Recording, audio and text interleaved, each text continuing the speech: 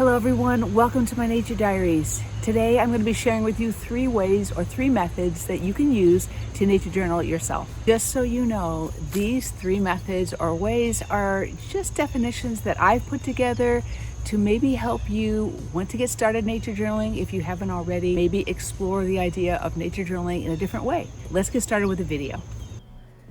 Let's look at the first one, the field journal method. You may be asking yourself, what's the field journal method?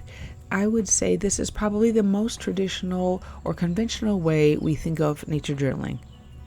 This method includes being outside, and it could be for a decent amount of time, and taking supplies with you, such as this little watercolor book I have. I'm using something that's inexpensive here with a hard cover, and it also has a spiral bound that I can clip pen or mechanical pencil to. I would say this kind of nature journaling involves about 90% of your time being spent outdoors in the journaling process. So what are the advantages? In my opinion, this is the most immersive type of nature journaling. This type of nature journaling for me involves me sitting down somewhere, taking time to look about me, observe, and discover through exploration. Because I'm taking that time sitting down, then I am able to document and really get into what the subject or the plant, flower that I am drawing is all about. Making art outside is really part of what makes this such an immersive experience, and I would definitely recommend you trying it if you haven't been able to do it yet. I feel like sometimes this is the most luxurious kind of nature journaling because of the amount of time I have dedicated to it. More advantages are you can just make simple drawings in pencil or pen. You can take quick observations and jot them down, which makes this really beginner friendly. You can also take these simple drawings, bring them back to the studio, and put them into another more finished journal as well. So what are some disadvantages? That could be if the weather is permitting you to journal, if you have a strict time frame that you have to meet, and it might feel a little more scientific than creative. To be honest with you, I haven't been able to nature journal this way very often. I've only journaled this way when my husband has been fishing or when we went on a recent camping trip. That was a lot of fun. I was able to nature journal that way. However, it isn't the easiest or the most convenient way to journal because of lack of time and the places where I could actually journal at. I have really pushed myself this past year to nature journal this way so much more often. However, it won't be my primary way of journaling just because of time constraints and the weather where we happen to live. Next, we have the hybrid nature journal method. As much as we love the idea of being able to sit in a beautiful garden and a beautiful sunny day in the shade and just take our time journaling and drawing and hanging out in nature, it doesn't always work that way in reality. Trust me, most of the times that I do end up nature journaling, I am squatting down somewhere in the hot sun on a hot day trying to capture something in my journal. To be honest with you, I get a little discouraged and I want to give up pretty easily. To help me get past this, I've worked on kind of customizing a sketchbook, and you can see it here. And I also have a video on 4 sketchbook hacks for your nature journal, and you can see a little bit more about what I did to customize this. I put this together so I could streamline drawing and nature journaling outdoors. So what is a hybrid nature journal? Because I'm so active usually when I am outdoors, I decided to make some custom little sketchbooks where I can just jot down quick sketches. I can journal a few things by using some notes. I also can collect samples. I carry a little portable flower press with me. And of course, I take reference photos right away, so I'm able to capture whatever it is in photograph or video form that I want to journal later. And the beauty of this method, at least for me, is that I take it back to my studio, pull up those reference photos, and I can use those to go ahead and finish and complete that whole journal layout. I would say for me that my outside journaling or drawing is about 20 to 50%, just depending on my activities, and then the rest is indoors. So what are the advantages to this particular method? For me, it's combining the best of both worlds in an all-in-one nature journal. It's an all-in-one nature journal because I'm not really using a field journal. This is my field journal, but I'm also able to take it back to the studio and finish and complete it and make it look like it's more of a book or a composition. So I'm creating an aesthetic journal. This is really good for you if you like to paint or draw, but you like to be able to experiment a little bit more. This gives you that time frame with way less pressure of trying to do something like this in the field.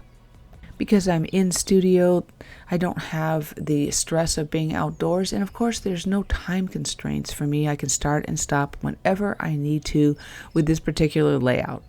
Because I am making art in the studio and not outdoors, I can feel free to be more creative, come up with some more ideas, and add some different elements, which is always more fulfilling as an artist. So what would the drawbacks be for this particular method?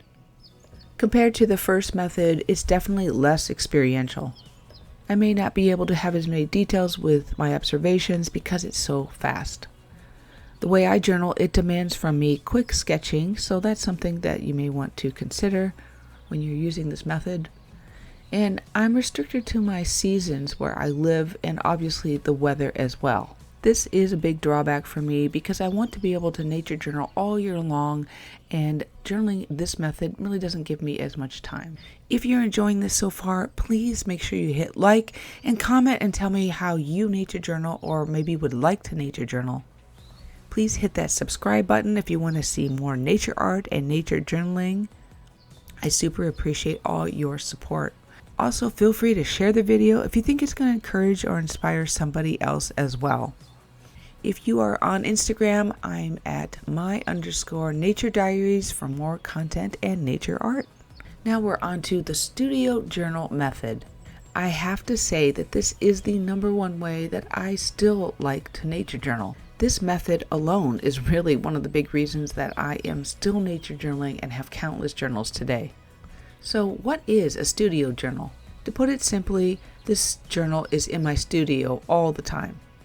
This is my most completed journal, one where I like to really experiment with. And what I do is I take reference photos and video at times so I can take still shots of whatever it is I want to paint and draw. And then I go ahead and plan my layout. So what are the advantages to nature journaling in this way? This type of journaling is probably 95 to 100% done in studio. Because of that, it's really the most accessible way to journal for most people. There doesn't have to be limitations for people not having a park or a garden or a place where they can go and journal. All you really need is an indoor place where you can make art. Because you are indoors, you can journal at your own convenience. Set your own schedule and carve out your own time in order to make art, which also makes this kind of studio journal super beginner friendly. My favorite advantage with this kind of journal is that it's super creative. I can use mixed media, plant specimens. I can use a glass pen and ink if I want. I could do so many things that would be restricted if I were outside, trying to draw and paint. If you can't get outside for some reason, no worries. This type of method works perfectly as well for nature journaling. Another great advantage is that if you aren't able to get out yourself to take videos or pictures, you can use reference photos online. If this is the only way you're able to nature journal, go ahead, don't feel guilty about it. I've seen other YouTubers that use buildings as references from all over the world, and they put it in their sketchbook and don't feel guilty at all. You can also download an app which allows you to identify any of the plants that you decide to journal, whether it's something on your own phone or from friends or maybe something that you find online. It's a great way to really just get started in the nature journaling world.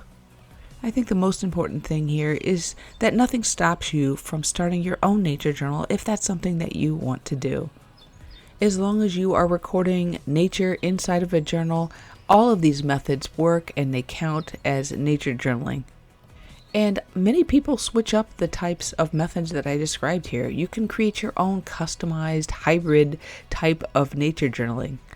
And if you do, please let me know in the comments how you nature journal, so maybe it'll help somebody else if they have any kind of restrictions or not able to get out. Thanks again for all your support and kind words, and for those who hit the super thanks, I can't even tell you how much I appreciate all of you out there. Did you know that you are amazing and you are born to create? I hope you enjoyed this video, and I will talk to you when we meet again next time. Until then, have a great week.